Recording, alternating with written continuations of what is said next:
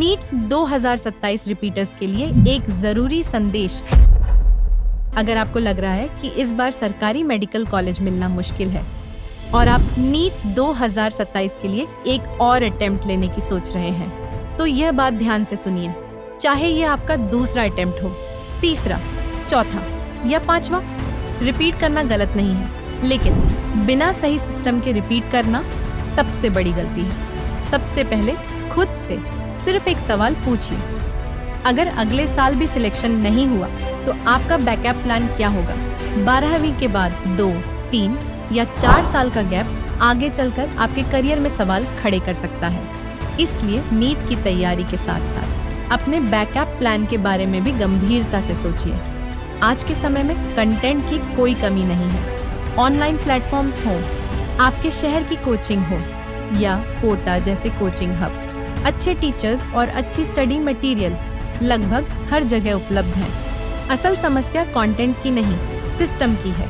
शुरुआत में लगभग हर स्टूडेंट को लगता है कि वह अपना रूटीन खुद मैनेज कर लेगा, लेकिन धीरे धीरे रोज का काम अगले दिन पर टलने लगता है।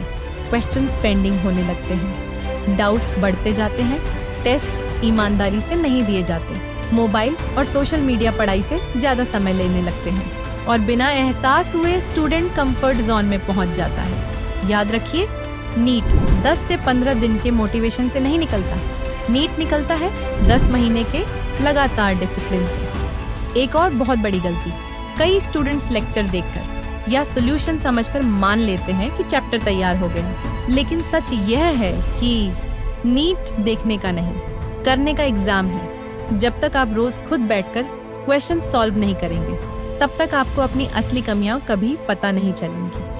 अकेले तैयारी करने वाले कई स्टूडेंट्स टफ क्वेश्चंस छोड़ देते हैं या फिर सॉल्यूशन देखकर ही संतुष्ट हो जाते हैं। धीरे धीरे उन्हें लगता है कि तैयारी अच्छी चल रही है, जबकि रियलिटी कुछ और होती है। एक और खतरनाक आदत, कुछ स्टूडेंट्स पेरेंट्स को खुश करने के लिए टेस्ट्स में चीटिंग करने लगते हैं। मार्क्स अच्छे दिखने लगते हैं, रिपोर्ट कार्ड भी अच्छा दिखाई देता है, लेकिन असली प्रिपरेशन लगातार कमजोर होती जाती है और यही एक ऐसा विशिष्ट साइकिल बन जाता है जो आखिर में सिलेक्शन से बहुत दूर ले जाता है। हमेशा याद रखिए, क्वेश्चन को समझ लेना और उसे खुद सॉल्व कर पाना दोनों बिल्कुल अलग बातें हैं।